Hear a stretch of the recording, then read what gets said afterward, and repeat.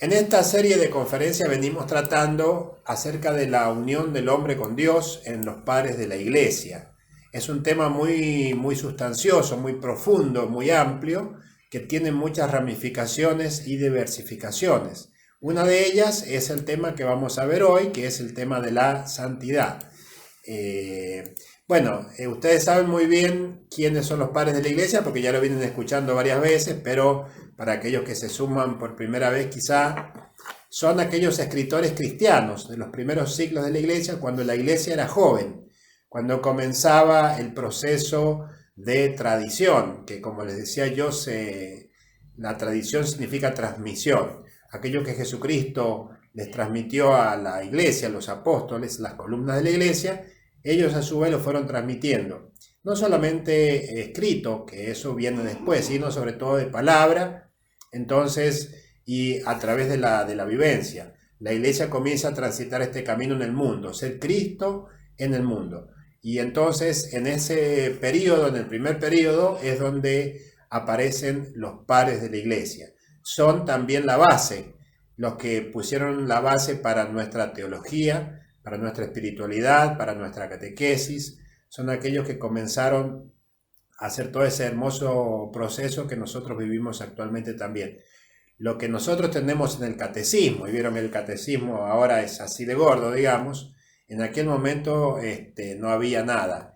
Y desde ese momento había sin duda alguna el mensaje evangelizador del querigma, que anunciaba que Cristo estaba muerto y había resucitado, pero desde ahí hasta llegar a lo que nosotros tenemos ahora como doctrina cristiana, han pasado muchos siglos. Los primeros que comenzaron ese proceso fueron los padres de la iglesia. Bueno, los padres de la iglesia no hablan específicamente de santidad como tal, porque este concepto que nosotros tenemos actualmente, ellos lo entendían como yo quisiera transmitírselos a ustedes en estas charlas, que era la manera en que ellos lo entendían. Nosotros le hemos dado unas características un poco más formales, más estructuradas a este término de la santidad o ser santo, y los padres de la iglesia lo entendían más globalmente y lo basaban en algo que quizás a lo largo del tiempo se ha ido perdiendo un poco de vista y que sin duda es lo central para entender realmente de qué se trata esto de la santidad. Para comenzar, yo les quisiera compartir qué significa o de dónde viene nuestra palabra santo. La palabra castellana, española, santo, deriva de algunas palabras usadas en la primitiva iglesia y antes de la iglesia por el pueblo de Israel, en lengua hebrea, y también en la iglesia a lo largo del tiempo en latín. Entonces tenemos de los tres idiomas, griego, hebreo y latín, lo que significa lo que nosotros traducimos por santo. En griego se dice hagios, quiere decir separado para la divinidad, algo completamente distinto, algo que ha sido reservado para los dioses, algo que no pertenece ya a este mundo, sino que se consagra a Dios. Después en latín se dice sacer, que quiere decir sagrado, consagrado, también separado, consagrado para Dios. Y en hebreo, que es la lengua del pueblo de Israel, se dice quados, kados, que significa consagrado, santificado, purificado, declarado santo. Todo esto significa que el ser humano entiende que hay un plano distinto que es el plano de Dios, en el cual nosotros no participamos porque somos criaturas. Entonces, cuando el ser humano a lo largo del tiempo en las distintas culturas, especialmente en el pueblo de Israel, hacía sacrificios, y entre los griegos también, o los pueblos del Imperio Romano en su momento, ellos entendían ese sacrificio como separar algo para Dios, consagrárselo a Él. ¿Y de qué manera lo hacían? Pues sacrificando una víctima, que puede ser un animal, quemando eso, destruyéndolo, o si eran bebidas o frutos también, los dejaban sobre el altar, derramaban el líquido, es decir, eso no se podía tocar, era algo sagrado, era algo consagrado para Dios. Ese es el significado que tiene. Y para expresar eso en nuestra lengua utilizamos la palabra santo. También busqué en Wikipedia, que es lo que a veces buscamos cuando queremos buscar algo en internet, y ahí dice que los vocablos o las palabras hebrea y griega para santidad transmiten la idea de puro o limpio en el sentido religioso, apartado de la corrupción. La santidad de Dios indica su absoluta perfección moral. Es perfecto Dios, por eso es santo. Y después dice también Wikipedia, en la tradición cristiana se trata de personas destacadas por sus virtudes y son como modelos capaces de mostrar a los demás un camino ejemplar de perfección. También busqué en el diccionario de la Real Academia Española, como para ir a una fuente que nosotros podemos tener así como una confiable y fidedigna. ¿Qué dice el diccionario de la Real Academia Española? Santo, aquello que es perfecto y libre de toda culpa. Dicho de una persona, se dice de alguien de especial virtud y ejemplo, y en el mundo cristiano, persona declarada santa por la Iglesia. Y de una cosa, es algo que está especialmente dedicado o consagrado a Dios, que es venerable por algún motivo de religión. O sea, en todas estas definiciones que fuimos viendo, siempre se hace esta idea como de pureza, de limpieza, de perfección, que se atribuye a Dios. ¿Ven? Bueno, la idea de la santidad en nuestra concepción cristiana es un poco más amplia que eso, pero yo se los digo desde ahora, podemos correr el riesgo de quedarnos en esta interpretación solamente.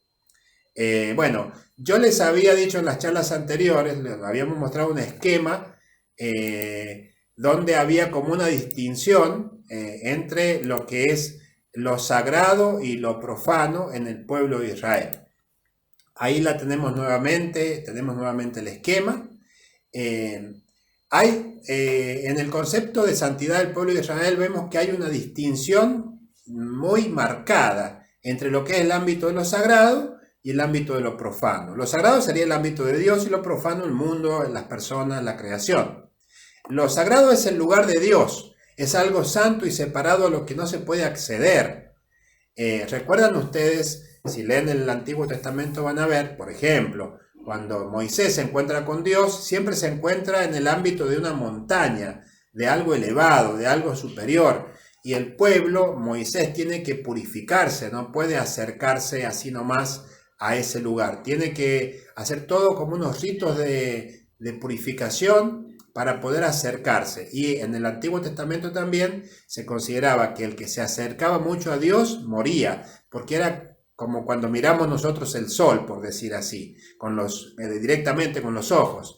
Si lo hiciéramos por un rato largo, se nos quemarían los ojos por la luz tan brillante que emana el sol. Bueno, este ejemplo pongámoslo para de alguna forma entender que el ser humano no puede acercarse a esa sublimidad, a esa gloria, a ese esplendor que significa la santidad de Dios y no morir. Es una cosa inconcebible. Entonces es el ámbito de lo puro, lo no contaminado de pecado o maldad. Dios es sublime y terrible. Es algo que hasta ocasiona miedo acercarse a Dios, por esa grandeza infinita. Y está completamente separado el ámbito de lo profano, que es el ámbito del hombre. El hombre a causa de su pecado pierde la cercanía con Dios y es separado del santo. Comienza a ser profano, impuro. El hombre teme morir si se acerca a lo sagrado a Dios. O sea, lo profano no puede acercarse a lo sagrado. El pecado no puede acercarse a lo puro. Se necesita una purificación para estar en presencia de Dios.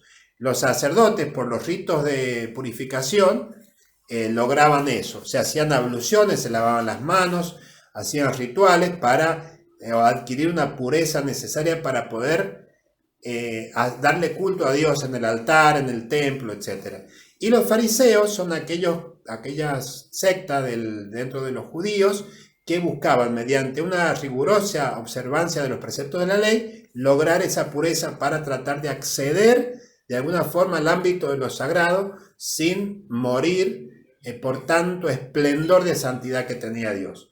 Bueno, este concepto es del Antiguo Testamento, pero muchas veces corremos el riesgo de que haya quedado todavía en nuestra iglesia y sepamos que nosotros vivimos en una nueva ley, vivimos en el Nuevo Testamento, vivimos en el mensaje cristiano. El Antiguo Testamento fue preparación, fue anuncio, fue profecía, pero Cristo ha venido a planificar, a completar, a llevar a término esto. Entonces es otra la idea de santidad que nosotros manejamos. Lo primero que yo les voy a decir en esta noche, les voy a compartir, tiene que ver con lo que venimos diciendo desde los encuentros anteriores, que es la unión del hombre con Dios. Ya les dije que los padres de la iglesia no hablan de la santidad como tal, por lo tanto no voy a mencionar tantos textos de los padres de la iglesia en esta charla, pero sí muchos textos de la Sagrada Escritura. En primer lugar, retomo lo que veníamos hablando y meditando sobre la unión del hombre con Dios. Ustedes recuerdan, eso sí es muy importante para los padres. Ellos le decían divinización o deificación, cuando el hombre es llevado al lado de Dios, es como convertido en Dios. Atanasio osa decir, es hecho Dios el hombre. Bueno, la santidad es una cualidad de Dios que fluye de su ser divino. Por ser Dios, Él es santo, está separado, es otro, es distinto, es totalmente otro, distinto a nosotros. Pero sin embargo, ese Dios, que es así, ha querido acercarse al hombre y entrar en relación con el hombre. Ha querido unirse al ser humano para compartirle su vida y hacerlo hijo suyo. Repito esto, porque esto es la divinización. Dios ha querido unirse al ser humano para compartirle su vida y hacerlo hijo suyo. La vez pasada yo pensaba un ejemplo, que muchas personas tienen mascotas, un perrito supongamos. Hay algunas personas que quieren mucho a sus animales y hay otras al contrario que les parece que los animales, las mascotas son para tenerlos afuera de la casa. Bueno, cuando hay personas que realmente quieren a los animales, los hacen compartir la vida de ellos, los hacen dormir en su propia cama, los hacen comer quizás en la mesa, les dan trato como si fueran una persona más de la familia. Entonces, ¿cómo la persona, el ser humano, puede adoptar, por decir así, una mascota y darle tanto amor como si se tratara de un ser humano y darle un lugar en su mesa, en su cama, en su casa, como si fuera uno más de la familia? Bueno, es un ejemplo muy pobre y quizás muy vulgar, pero para de alguna manera que nosotros podamos lograr concebir, así como la familia le comparte la vida suya familiar a ese animalito, bueno, Dios, que es completamente distinto a nosotros, nos comparte su vida, nos hace sentar a su mesa, nos da nos hace participar de su misma divinidad en cierta forma. Bueno, como resultado de esa unión, el hombre queda santificado. Como resultado de esa unión. Es decir, la santidad es una cualidad que solo tiene Dios y que el hombre puede adquirir estando en comunión con el santo. Fíjense, esto es muy importante. En los orígenes, desde los orígenes lo estamos viendo, que Dios quiso estar siempre en comunión con su creación más esmerada, con su obra de arte, con el ser humano. Se dedicó más especialmente hasta el punto de hacerlo a imagen y semejanza suya, Dios al ser humano, para hacerlo compartir su vida, para dialogar con él, para amarlo, para llenarlo de favores. Esa ha sido siempre la voluntad de Dios cuando crea al ser humano, y eso lo vimos también en los encuentros anteriores, dichos por los padres de la Iglesia. Y también el Catecismo de la Iglesia Católica nos lo recuerda. Para eso nos ha creado Dios. ¿Por qué Dios ha creado al ser humano? Para llenarlo de su amor, para hacerlo participar de la vida feliz. En los orígenes, Dios estaba en comunión con Adán y Eva en el paraíso, donde compartía con ellos en el jardín del Edén como uno más. Tenemos en el texto del libro del Génesis, en el libro yo puse ahí Éxodo, pero es Génesis, en realidad me equivoqué, perdón. corrijan, ustedes si lo tienen allí ven Éxodo, pero en realidad quise poner Génesis. Génesis 3:8. Al oír la voz del Señor, Dios, que se paseaba por el jardín, a la hora en que sopla la brisa, se ocultaron de él entre los árboles del jardín. ¿Se acuerdan cuando habían pecado? Se ocultan de Dios. Pero lo más interesante aquí es lo que está subrayado de esa cita del libro del Génesis. El Señor Dios que se paseaba por el jardín. ¿Y quién estaba en el jardín? El ser humano. Ahí lo había puesto Dios. Esto nos quiere decir que Dios amigablemente estaba con el hombre. Compartía ese caminar suyo, esa vida. Esta forma tan linda que tiene el Génesis de decirnos las cosas con tanta sencillez, nos está queriendo decir esa amistad, esa cercanía, esa unión que en un origen había entre Dios y el ser humano. Bueno, sabemos qué sucede a raíz del pecado. ¿Qué hace el ser humano? Elige seguir su camino separándose de la amistad con Dios. Veamos ahí la cita del Evangelio según San Lucas, que es la del hijo pródigo. Me gusta mucho comparar el Génesis con la parábola del hijo pródigo, porque es lo mismo en el fondo. Dice, Jesús dijo también, Lucas 15 del 11 al 13, Jesús dijo también, un hombre tenía 2 hijos. El menor de ellos dijo a su padre, Padre, dame la parte de herencia que me corresponde.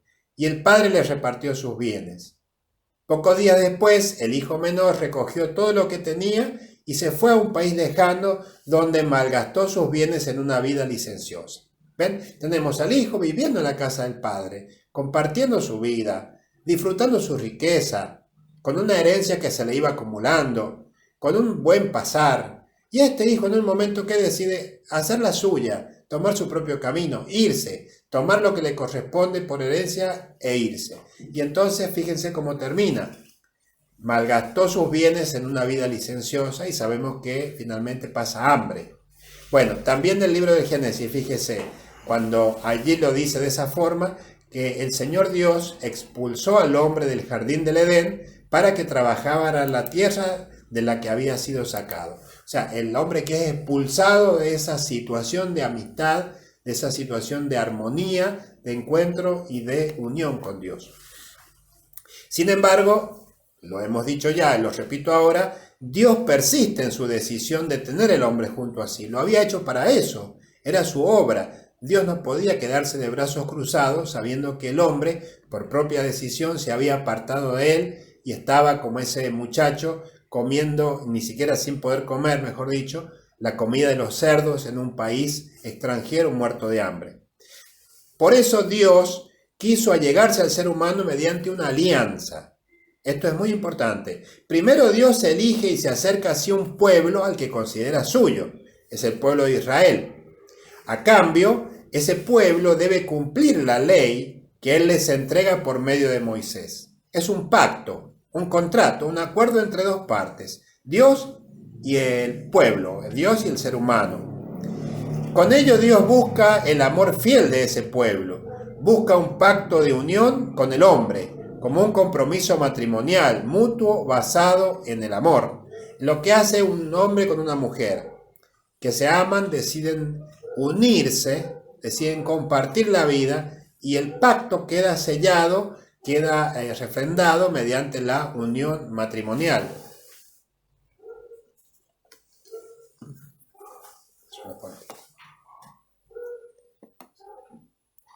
Allí hay una lectura del libro de Isaías que dice, Isaías 62:5, como un joven se casa con su novia, así te desposará el que te reconstruye. Y como la esposa es la alegría de su esposo, así serás tú la alegría de tu Dios. Eso lo pongo porque para decir cómo los profetas, esta alianza entre Dios y el hombre, que estaba llamada a ser cumplida mediante el cumplimiento, valga la redundancia, de las normas de la ley, tendían a que Dios buscaba eso, que el hombre cumpliendo eso se uniera a él como el marido a la mujer. Allí también está el libro de Oseas, el profeta Oseas, que también muy hermosamente nos dice, por eso yo la seduciré, Es decir, Dios está hablando y habla de Israel y la compara con una mujer. Por eso yo la seduciré, la llevaré al desierto y le hablaré a su corazón. Ahí dice de su corazón, pero es a su corazón. Aquel día, oráculo del Señor, tú me llamarás mi esposo. Yo estableceré para ellos en aquel día una alianza. Yo te desposaré para siempre. Te desposaré en la justicia y el derecho, en el amor y la misericordia. Te desposaré en la fidelidad. Y tú conocerás al Señor. Y diré mi pueblo, y él dirá mi Dios. Eso es lo que buscaba Dios con el pueblo de Israel. Unirse, que el hombre estuviera junto a él como lo había pensado en un principio, allá en el Génesis. Los preceptos de esa ley, por la que Dios busca hacer alianza con los hombres, por proceder del santo, son caminos de santificación para quien los practica. De ahí que cumplir la ley es señal de amor hacia Dios. Hay fidelidad, como el marido y la mujer son fieles cuando cumplen el pacto matrimonial que han realizado el uno con el otro. Y eso garantiza la unión, garantiza la fidelidad. Entonces Dios quiere eso, que su pueblo le sea fiel en base al cumplimiento de esas normas que dictaba la ley de Moisés. Sin embargo, el ser humano, el pueblo de Israel, no pudo ser fiel a esa alianza, ya que le costaba cumplir los preceptos que ella implicaba, por medio de las cuales podía entrar en comunión con el santo, obteniendo así también la santidad para sí mismo. Dios había buscado con su pedagogía divina ese modo para que el hombre pudiera acercarse a él y lo buscara de todo corazón, así como se había alejado, que también por libre voluntad lo buscara. Entonces, al no poder cumplir esta alianza en la humanidad, en el pueblo de Israel, Dios mismo, el santo, el Padre rico en misericordia de la parábola, que desea que su hijo retorne a casa, envía a su hijo único, el cual se hace hombre para que el hombre se uniera a él. Vemos aquí entonces realizada la divinización o deificación, es decir, Dios que sale al encuentro del hombre para llevarlo a esa amistad perdida.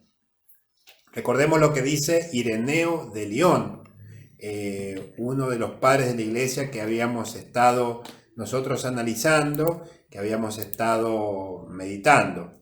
Ireneo de León, en su obra Contra los herejes, dice: para eso el Verbo se hizo hombre. Al decir verbo, recuerden que nos estamos refiriendo a Dios Hijo. Para eso el Verbo se hizo hombre, y el Hijo de Dios se hizo Hijo del hombre, para que el hombre, mezclándose con el Verbo y recibiendo la filiación adoptiva, se hiciese Hijo de Dios. Es un descenso para volver a ascender. Dios Hijo baja al mundo, se hace hombre, se hace Hijo del hombre, como el mismo Jesús se decía a sí mismo, para después llevar al hombre al seno de la Trinidad. Y esa es la manera en la que Dios lleva a plenitud ese proyecto suyo de unirse al hombre. Atanasio también es otro de los padres de la iglesia que habíamos visto anteriormente, que nos dice: Él se ha hecho hombre, refiriéndose a Dios Hijo, Él se ha hecho hombre para que nosotros nos convirtiésemos en Dios. Dios se ha hecho hombre para que nosotros nos convirtiésemos en Dios. De este modo, en la persona de Jesucristo, que es hombre y Dios a la vez, el hombre queda plenamente unido a Dios Santo. Este Santo Jesucristo realiza plenamente en su misma persona la alianza, lleva a cabo el anhelo sediento de Dios de estar unido al hombre, o bien de que el hombre se uniera a él. Jesucristo realiza la salvación del ser humano, la cual significa retornarlo a su condición original de amistad y cercanía con Dios, rescatándolo de la perdición que significa estar lejos de él a causa del pecado. El hijo pródigo, en ese retorno, es el hijo pródigo de la parábola que retorna a la casa del Padre, llevado sobre los hombros del buen pastor, como una oveja que estaba perdida y que el pastor sale a buscar hasta encontrarla. De este modo Dios consigue que se realice su proyecto primero de amor, de vivir en amistad con el hombre, y el hombre comienza a participar de la vida de Dios, y si comienza a participar de la vida, de la cercanía, de la comunión con Dios, el hombre inmediatamente comienza a participar también de esa cualidad que Dios tiene en sí mismo, que es la santidad. Dios entonces comienza a ser santo. El hombre comienza a ser santo por su unión con Dios. San Pablo en la carta a los Efesios nos dice: bendito sea Dios, el Padre de nuestro Señor Jesucristo, que nos ha bendecido en Cristo con toda clase de bienes espirituales en el cielo, y nos ha elegido en Él antes de la creación del mundo, para que fuésemos santos e irreprochables en su presencia por el amor.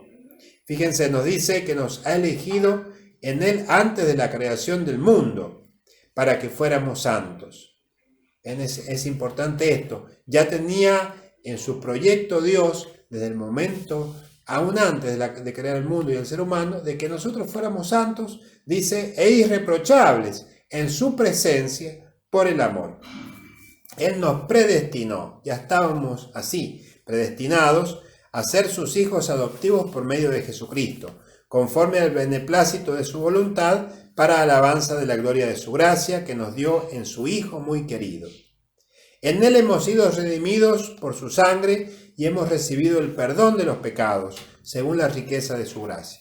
Eso es la santidad, es decir, ese proyecto primero de Dios llevado a plenitud, de tenernos junto así, de tenernos en sus brazos, de abrazarnos con amor, de acurrucarnos a su pecho, de hacernos participar de su vida. Y como uno se acerca, como el ser humano en eso está cerca de Dios, o Dios, mejor dicho, se ha acercado al hombre, también nosotros comenzamos a ser santos por eso. ¿Ven? No es una cualidad que nosotros tengamos o que la podamos producir, la santidad. Es algo que recibimos de Dios. La santidad, hemos visto que entonces la santidad proviene de la unión con Dios. Ahora les comparto, la santidad es la inhabitación, así se dice, la inhabitación de Dios en el creyente. ¿Qué quiere decir inhabitación? Que Dios está dentro de uno. Dios es santo y lo que Él toca queda santificado. Pero no es que Dios solo haya tocado al ser humano, sino que ha entrado Dios en el ser humano y habita en él como en un templo. Esto es realmente una maravilla, una cosa inmensa. También tenemos ahí la lectura del Evangelio de Juan, el capítulo 14 de Juan, versículo 23. Jesús les respondió: el que me ama será fiel a mi palabra, y mi Padre lo amará, iremos a él y habitaremos en él. Esto le dice Jesús a Felipe. Mi Padre lo amará, iremos a él y habitaremos en él. O sea, cuando alguien dice de habitar, yo entiendo que es vivir en un lugar, vivir en una casa. Bueno, entonces, ¿qué otra cosa nos está queriendo decir Dios si no es que va a estar dentro de nosotros como en una casa? También la primera carta a los Corintios dice: ¿no saben que ustedes son templo de Dios y que el Espíritu de Dios habita en ustedes? El Espíritu de Dios habita en ustedes. En nosotros habita el Espíritu como en un templo. Somos templo. Muchas veces lo decimos, pero a veces como que no nos las terminamos de creer. Entonces no es que Dios haya venido al lado nuestro. Dios ha venido y se ha quedado dentro nuestro. Es una maravilla del amor de Dios.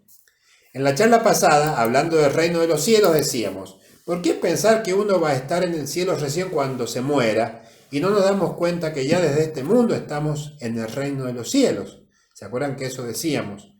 Usando la misma lógica, ¿no sería acertado creer que vamos a estar junto a Dios recién cuando muramos?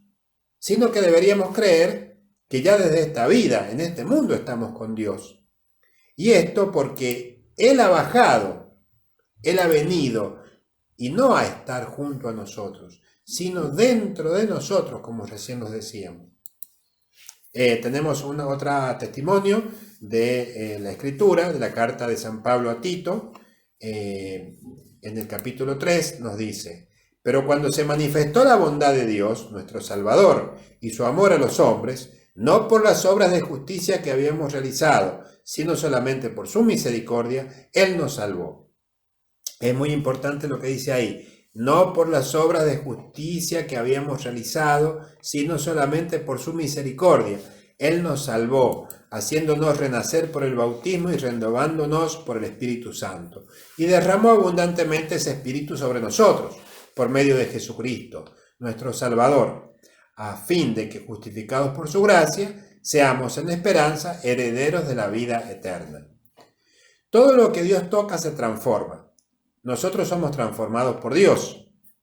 Bueno, yo les diría que somos transformados en algo que ni se imaginan. Pero eso es motivo para otra charla, porque también es una riqueza enorme que es muy hermoso de meditar y vivir. Hemos visto entonces que Dios, el Santo, habita dentro de nosotros. Y eso a nosotros nos transforma en santos, tener al Santo dentro nuestro. Ahora les comparto que la santidad es una gracia. No es una condición moral o virtud adquirida por voluntad humana, la santidad, sino que es una cualidad que solo le pertenece a Dios y que gracias a que Cristo ha divinizado al hombre, es decir, lo ha puesto junto a Dios, esa condición también es participada por el hombre mismo. Atención con esto, porque muchas veces podemos tener la concepción de que la santidad es algo que se logra, que nosotros conseguimos. Llegar a ser santos, se dice a veces.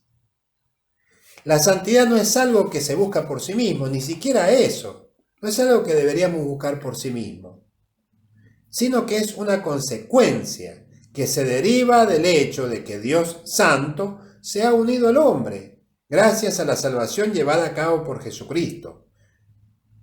Lo principal en todo caso es poner el acento en esa unión, es decir, en esa comunión.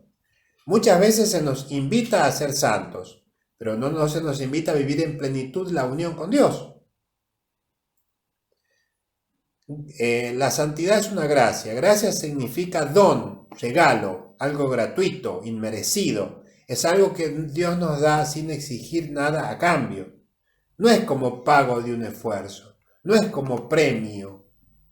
Entonces, si nosotros estamos concibiendo la santidad como el pago merecido a un esfuerzo virtuoso de nosotros, estamos equivocados. Hay que convencerse que la santidad no es el premio al mérito, no es el resultado de un esfuerzo virtuoso. ¿Por qué? Porque por más esfuerzo o mérito que nosotros hiciéramos, no está en nuestra capacidad adquirir la santidad, que es una cualidad que solo Dios tiene por naturaleza.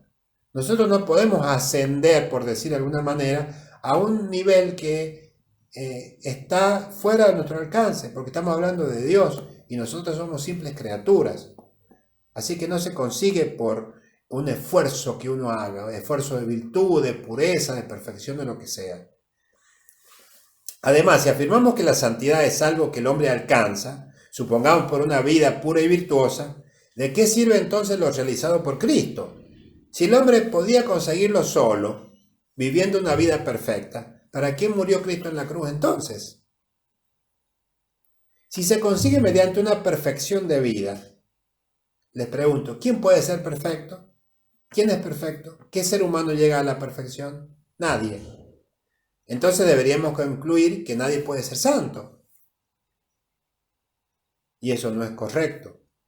O si pensamos que dada la dificultad de ser santo, al basarse en un esfuerzo de vida, esto está reservado solo para algunos privilegiados que tuvieron la suficiente fuerza de voluntad y abnegación para lograrlo. Estamos negando entonces que todos los cristianos, todos, estamos llamados a la santidad. Y estamos reservándola solo para algunos elegidos superhombres, superhéroes, quizá gente de acero inoxidable, que logró soportar durante su vida las pruebas más exigentes y por fin, en el momento de su muerte, le colocaron como premio, como una medalla en su cuello, la santidad. Si estamos pensando así, estamos equivocados. Bueno, muchas veces, si pensamos así, obviamente que la persona deja de lado el anhelo a la santidad, ese ideal. Ya a esta altura, ¿qué vamos a querer ser santos de nuestra vida? Ya pasamos mucha agua bajo el puente, ya estamos medio perdidos ya. A gata nos conformamos con no condenarnos, ¿no es cierto? Por lo menos lograr un purgatorio cortito, pero pensar en ser santo, ni loco. Y claro, si a la santidad la imaginamos así, como un esfuerzo virtuoso, y que es propio de nosotros realizarlo, no hay posibilidad, vamos a caer siempre en la frustración. Yo creo que esto, si sucede, es porque se mira la santidad desde la perspectiva del ser humano, y digamos así, desde abajo hacia arriba, como un escalador que mira la cima de la montaña que pretende escalar, que la ve allá arriba casi inalcanzable y se propone conquistar la cima, ¿no es cierto? Pero pocas veces quizás vemos la santidad desde la perspectiva de Dios, podríamos decir desde arriba hacia abajo, como el padre que mira a su hijo pequeño que se ha caído y se agacha para levantarlo. Veamos, por ejemplo, allí tenemos una cita bíblica que es de San Pablo, la segunda carta a Timoteo. Nos dice San Pablo en esa carta: Él nos salvó y nos eligió con su santo llamado. Él nos eligió, fíjense, con su santo llamado, no por nuestras obras, sino por su propia iniciativa y por la gracia. O sea, Dios nos salvó y nos eligió no por nuestras obras, convenzámonos, es un regalo que nos haya elegido. No es que logramos caerle bien a Dios y entonces Él, movido por eso, se dignó mirarnos y salvarnos. No, es todo lo contrario. Cuando aún estábamos perdidos, Dios nos salvó. Esa gracia que nos concedió en Cristo Jesús desde toda la eternidad. Y en la carta a los Efesios, también hay un texto allí que nos dice: pero Dios, que es rico en misericordia, por el gran amor con que nos amó, precisamente cuando estábamos muertos a causa de nuestros pecados, nos hizo revivir con Cristo. Estábamos muertos. Como el joven ese que supongamos que se fue de la casa del padre, si hubiera muerto de hambre, estaba muerto. De hecho, el padre, cuando el hijo vuelve, ¿qué dice? Mi hijo estaba muerto y ha vuelto a la vida. Eso dice el padre. Estaba perdido y ha sido encontrado. Estaba muerto y ha vuelto a la vida. Entonces, cuando estábamos muertos, nos hizo revivir con Cristo. Ustedes han sido salvados gratuitamente. Fíjense lo que nos está diciendo San Pablo. Han sido salvados gratis. De arriba, decimos nosotros caseramente. Y con Cristo Jesús nos resucitó y nos hizo reinar. Fíjense lo que dice acá. Y con Cristo Jesús nos resucitó y nos hizo reinar con Él en el cielo. O sea que ya estamos reinando con Dios en el cielo. Fíjense lo que dice San Pablo. Nos dice, con Cristo Jesús nos resucitó y nos va a hacer en un futuro. No, dice, nos hizo reinar. Es algo ya realizado. Es lo que yo les quiero transmitir y les vengo diciendo. Es algo ya hecho, algo realizado. Va a concluir recién al fin del mundo. Resumamos. Ser santo es una condición que el hombre adquiere como consecuencia de estar unido a Dios el Santo. El hombre está unido a Dios no por un esfuerzo suyo, sino que Jesucristo ha realizado esa unión. Se concluye que ser santo es algo que Jesucristo nos da gratuitamente y realiza en nosotros. Les comparto ahora que la santidad no es algo que se obtiene a futuro, sino que es un resultado actual. Pensar que la santidad es algo que se obtiene a causa de las buenas obras es un error, porque es una gracia de Dios. También se debe creer que gracias a la santidad es que el hombre posee la capacidad de hacer obras santas. Esto es muy importante. Gracias a que tenemos la capacidad de ser santos, o la cualidad de santos, la santidad, es que nosotros podemos hacer obras santas. Voy a compartirles allí dos textos del Evangelio, son muy importantes. Mateo 7, 16, 19. ¿Qué dice nuestro Señor Jesús? Por sus frutos los reconocerán. ¿Acaso se recogen uvas de los espinos o higos de los cardos? Así, todo árbol bueno produce frutos buenos y todo árbol malo produce frutos malos. La santidad es un fruto que surge de esa capacidad que nosotros tenemos dentro de nosotros y que nos ha sido dada por Dios para producir frutos de santidad. También dice Mateo 12, 33 y 35. Supongan que el árbol es bueno, el fruto también será bueno. Supongan que el árbol es malo, el fruto también será malo, porque el árbol se conoce por su fruto. El hombre bueno saca cosas buenas de su tesoro de bondad, y el hombre malo saca cosas malas de su tesoro de maldad. O sea, si de alguien podemos decir, este es un santo, no es que haya logrado ser santo a causa de las obras buenas que hizo, sino al revés, porque es santo, tuvo la capacidad de hacer obras buenas. Les pongo un ejemplo valiéndome de la naturaleza. En un parral, no es que primero aparecen sostenidos en el aire los racimos, y una vez que esto sucede, recién ahí comienza a formarse los sarmientos, después el tronco, hasta que finalmente resulta una planta de vid enraizada en el suelo. ¿Acaso no es al revés? Gracias a que tengo una planta buena de vid, puedo obtener el buen fruto de la uva. Gracias a que he sido transformado en un santo, en un árbol bueno, es que puedo dar frutos de santidad. Fíjense, hay que cambiar la mentalidad, porque muchas veces está muy inculcado que se llega a ser santo haciendo obras buenas.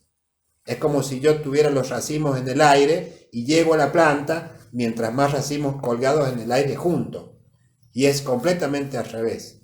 Gracias a que la vida en su naturaleza puede producir uva, es que tenemos los racimos de uva colgando de ella.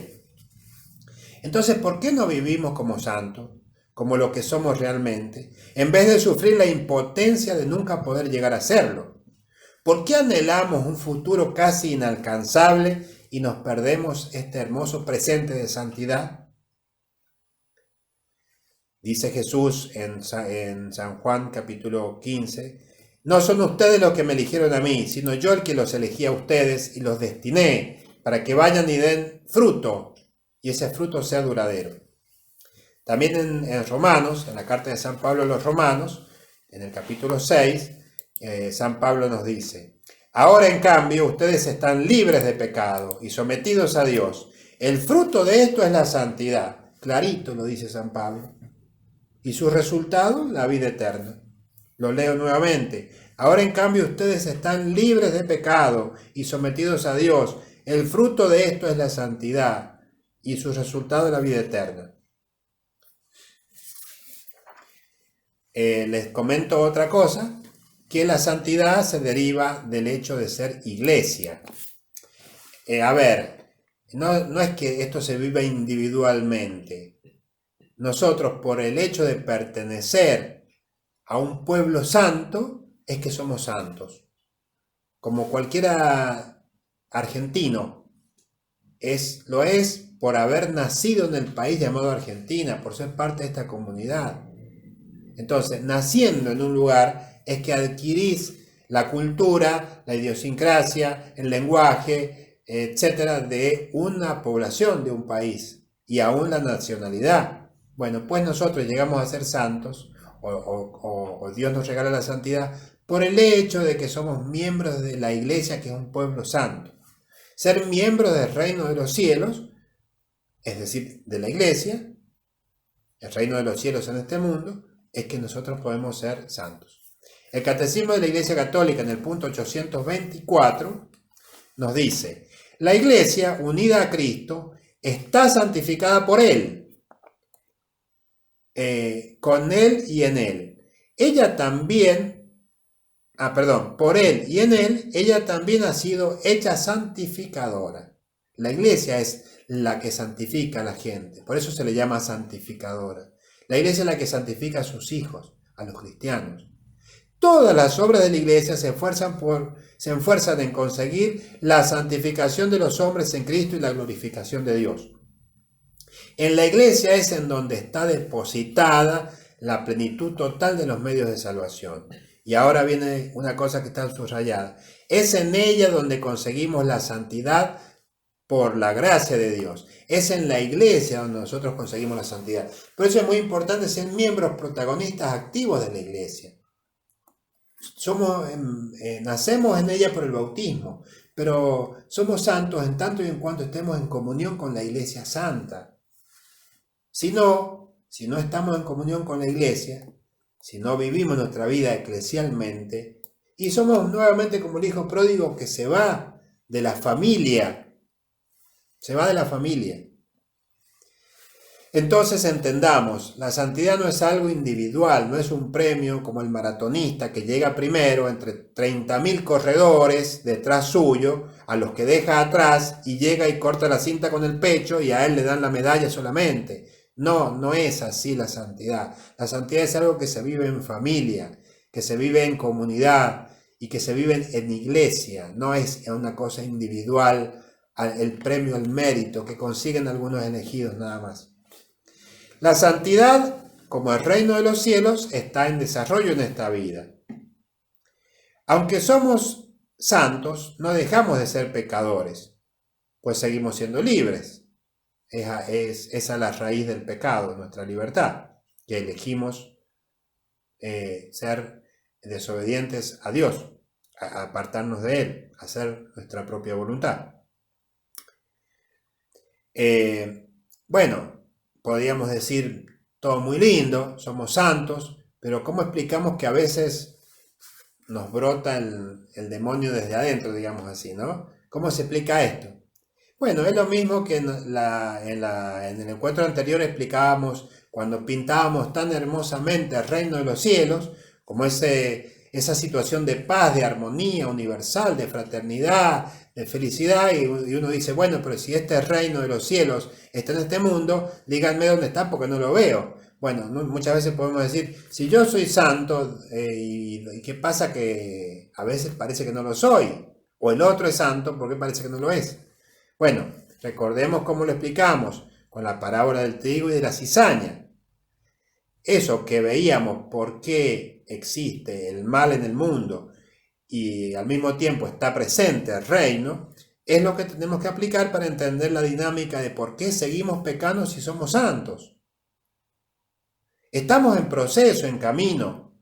Mientras tanto, la cosa va a estar mezclada. Somos barro con alma. Somos tierra que Dios ha hecho vivir. Somos arcilla con un soplo divino en las narices. Se entiende entonces que en nosotros hay un Dios metido en un pequeño recipiente. Dice San Pablo a los Corintios, la carta de San Pablo, la segunda carta a los Corintios, dice San Pablo, pero nosotros llevamos este tesoro en recipientes de barro, para que se vea bien que este poder extraordinario no procede de nosotros, sino de Dios. Por ello, mientras estamos en este mundo, en esta vida, somos santos pecadores o pecadores santos. Este mundo está en proceso. De a poco se va aclarando hasta llegar a la plena realización en el cielo. Es decir, ¿cuándo vamos a ser completamente santos, sin un ápice de pecado? Al fin de los tiempos recién.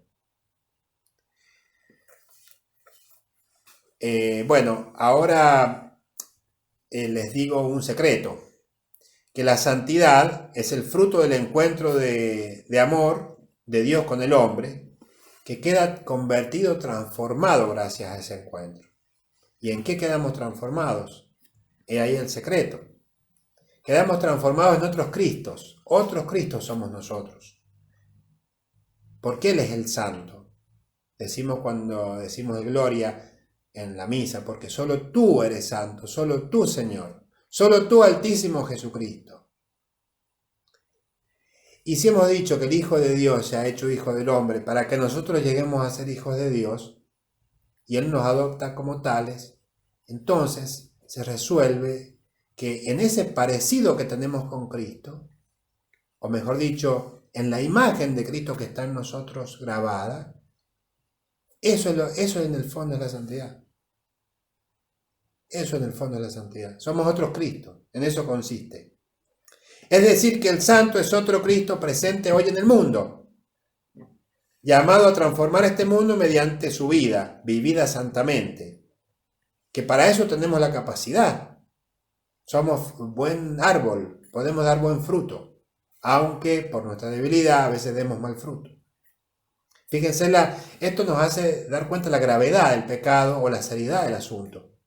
Si uno va a buscar uvas a la vid, no puedo encontrar piñas de pino o un fruto venenoso. ¿Qué debería encontrar? Uvas, porque naturalmente está la cepa preparada para dar uvas. Nosotros, sobrenaturalmente, por el bautismo, estamos preparados para dar frutos de santidad. ¿Y por qué damos pecado entonces? Fíjense en la incongruencia. Entonces, mientras más santos nos reconozcamos, no es que digamos, bueno, no tenemos pecado. No, más se nota la gravedad del pecado, desgraciadamente. Bueno, tantas veces hemos representado, o se han representado, los santos con imágenes con los ojos blancos mirando al cielo en un arrebato místico, o puestos en pedestales allá arriba, como lejos de nosotros a una altura inalcanzable, que eso nos ha hecho pensar que la santidad es algo ajeno al cristiano de a pie, al que vive en el mundo, en la calle, al que la sufre cada día. Supongamos por un instante si cada uno de nosotros, los creyentes, los bautizados, los que estamos unidos a Dios y transformados en sus hijos, es decir, en otros Cristos, viviéramos en este momento, la realidad que nos toca, como Cristo hubiera vivido si venía hoy al mundo. ¿No sería distinto todo? ¿No sería precisamente el cielo en este mundo? ¿No sería el reino de los cielos realizándose aquí? Y bueno, estamos hablando de lo mismo. Por eso la charla anterior hablamos del reino de los cielos y ahora hablamos de la santidad, porque es todo lo mismo. En el documento del Concilio Vaticano II, que se llama Lumen Gentium, número 31, hablando de los laicos, ¿qué dice? Viven en el mundo, es decir, en todos y cada uno de los deberes y ocupaciones, y en las condiciones ordinarias de la vida familiar y social, con las que su existencia está como entretejida.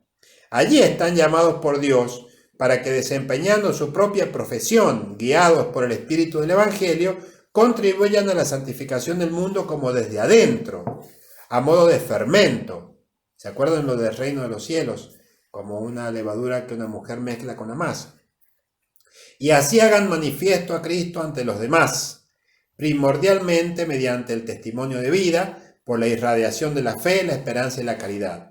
Por tanto, de manera singular, a ellos corresponde, a los laicos, iluminar y ordenar las realidades temporales, a las que están estrechamente vinculados, de tal modo que sin cesar se realicen y progresen conforme a Cristo y sean para la gloria del Creador y del Redentor. Y en el número 40, que esto también lo repite el Catecismo de la Iglesia Católica, de esta misma encíclica Lumen Gentium, dice: es pues completamente claro que todos los fieles de cualquier estado o condición están llamados a la plenitud de la vida cristiana y a la perfección de la caridad, es decir, a la santidad. Y esta santidad suscita un nivel de vida más humano, incluso en la sociedad terrena. Fíjense, mientras más santo se es, más se tienen los pies en la tierra. No es que ande uno volando por los aires.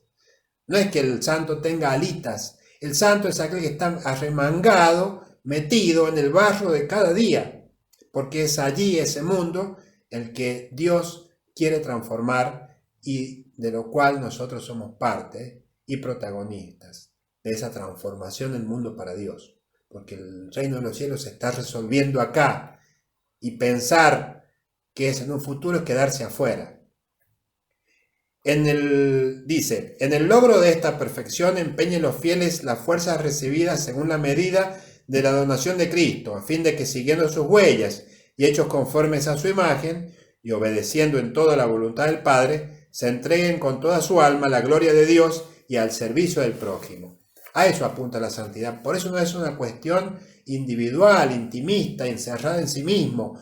Yo consigo ser santo. No. La santidad nos tiene que empujar a ser otros Cristos, entregados por los demás en este mundo, como hizo Cristo. Bajó, siendo Dios, bajó al mundo, se embarró aquí, se entregó por los demás y realizó la redención. A eso estamos llamados nosotros. La santidad aquí y ahora, en este mundo. Así la santidad del pueblo de Dios producirá abundantes frutos, como brillantemente lo demuestra la historia de la Iglesia, con la vida de tantos santos. Y finalmente la canonización. ¿Qué es la canonización? Nos podemos imaginar que en ese momento recién alguien llega a ser santo, y es un error. Ya era santo aquí, en este mundo. Ya era santo aquí, y en ese momento algo hace la iglesia. La iglesia en ese momento, cuando es la canonización de alguien, declara oficialmente, el Papa lo hace, que esa persona está contemplando el rostro de Dios en el cielo y autoriza el culto público de toda la iglesia. Pero no es que en ese momento llegue a ser santo esa persona. Sencillamente lo que hace la iglesia es reconocerlo como tal y declarar que se le puede rendir culto. ¿Ven? Por eso también es muy importante aclarar esto para entender bien que la santidad se da desde hoy. Y es un proceso que se va desarrollando de a poco hasta llegar a su culminación completa al fin de los tiempos. Bueno, sencillamente decirles esto, y esto nos hace ver la unidad de la Iglesia Santa y nos hace ver que la santidad es una consecuencia de esa unión íntima y profunda del hombre con Dios. Unión que ha sido realizada por Dios mismo, que se ha dignado a bajar a nuestro mundo, quedarse con nosotros, habitar entre nosotros y de esa manera hacernos hijos de Dios. Y el Hijo de Dios comparte todo con su Padre, hasta la misma santidad, que es un atributo propio de Dios, y que sin embargo nosotros, pobres criaturas, estamos llamados no solamente a vivir, sino a gozar, a disfrutar y a saborear en lo que nos permite en esta vida esta unión íntima y profunda con Dios. Ave María Purísima, sin pecado concebida. Que el Señor los bendiga en el nombre del Padre, del Hijo y del Espíritu Santo. Amén. Hasta la próxima.